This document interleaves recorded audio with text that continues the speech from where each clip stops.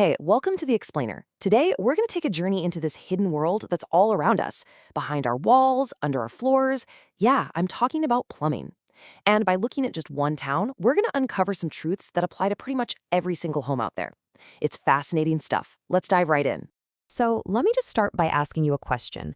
What do you think is the number one biggest threat to your home's plumbing? You're probably thinking about things like rust or maybe clogs from stuff going down the drain. And yeah, those are definitely problems. But the real number one threat? I bet it's not what you think. It's the ground, the very earth your house sits on. Crazy, right? The ground itself is locked in this slow-motion, silent battle with the pipes and drains of your home. And that one idea, right there, sets the stage for everything else we're about to get into. To really see this battle up close, we're going to zoom in on a town called McCandless, Pennsylvania. It's the perfect case study, really.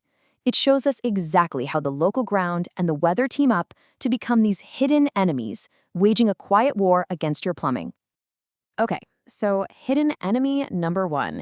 If you live anywhere that gets a real winter, you know this one intimately. It's the freeze-thaw cycle. And let me tell you, it is absolutely relentless.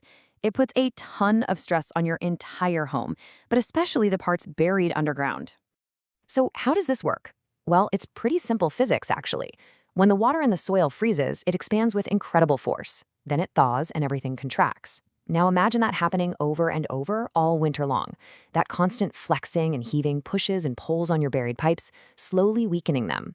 It's especially hard on older copper water lines, creating these tiny hairline cracks. And, of course, it's the main reason you hear about pipes bursting in cold basements or crawl spaces. All right, let's talk about enemy number two, which is, literally, the dirt. In a lot of places, just like McCandless, the ground is full of clay. And you can think of clay soil as this slow-moving, super powerful vice that's just clamping down on your pipes. Here's what happens with the seasons. When spring is wet and rainy, that clay soil just soaks up all the moisture and swells, squeezing the pipes underground. But then, come a dry summer, it shrinks, pulling away from the pipes and creating these empty spaces, or voids. That leaves the heavy pipes unsupported, so they start to sag, and eventually they crack. This is a huge, huge problem for those heavy, brittle cast iron drain lines you find in a lot of homes built back in the 60s and 70s. Now, our third hidden enemy is a little different. It doesn't attack with force from the outside. No, this one wages its war from the inside out. It's all about chemistry. We're talking about hard water. So hard water just means it's loaded with dissolved minerals, mostly calcium. And over time, those minerals come out of the water and build up on the inside of your pipes. You see it as that white, crusty scale on your shower head, right?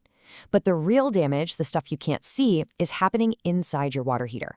That scale builds up on the heating element and acts like insulation.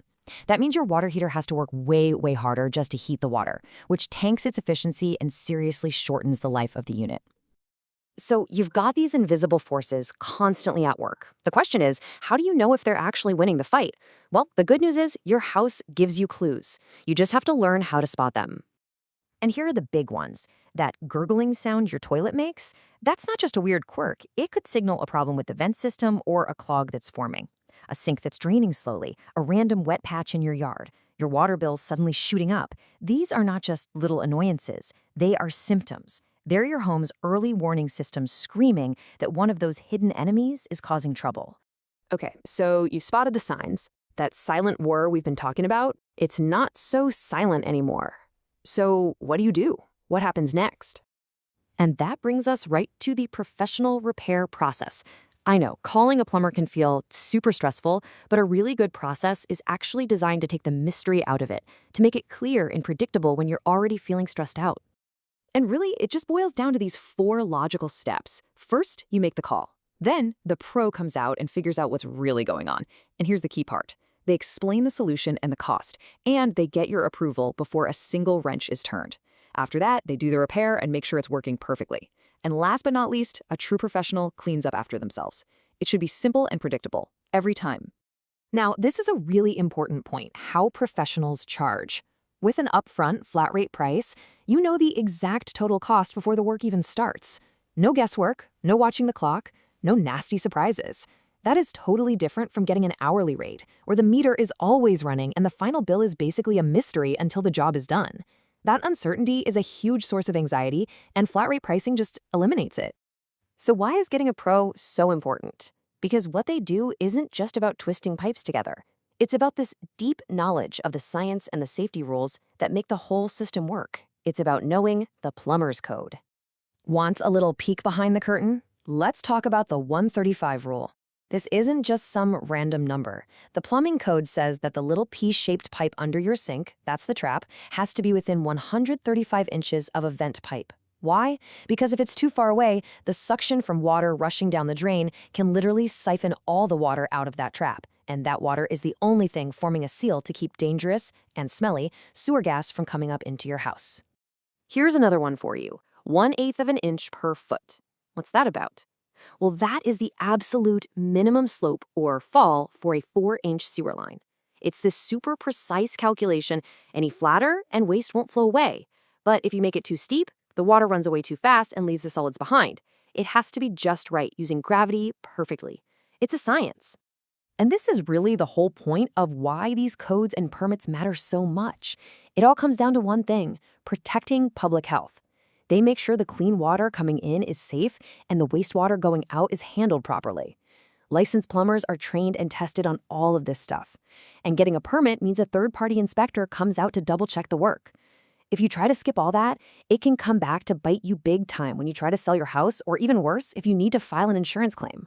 Okay, so we've talked about hidden enemies, complex plumbing codes, all this stuff. What is the actual practical takeaway for you? How can you put all this knowledge to good use as a homeowner? First, it's about knowing your timelines. The reality is, nothing in your house lasts forever. Your water heater, you can expect to get 10, maybe 15 years out of it. Those old cast iron drains, they could last 50, maybe 75 years. If you know how old your house is, you can get a rough idea of when these major components might be reaching the end of their life, and that lets you plan and budget for a replacement before it turns into a catastrophic, middle-of-the-night emergency. And second, it's about knowing your limits. This brings up the big DIY versus pro debate. Look, changing a washer in a leaky faucet, that's a great weekend project. Go for it. But the minute you're talking about cutting into a water pipe or a drain line, you really gotta pause. The risk of messing it up and causing thousands of dollars in water damage or violating a code you didn't even know existed, it's just not worth it. A pro might seem expensive up front, but they can save you a fortune down the road. So I'll leave you with this one final thought.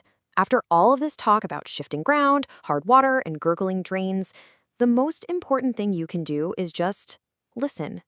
Pay attention to the little signs your house is giving you every day. So ask yourself, what is your home's plumbing trying to tell you right now?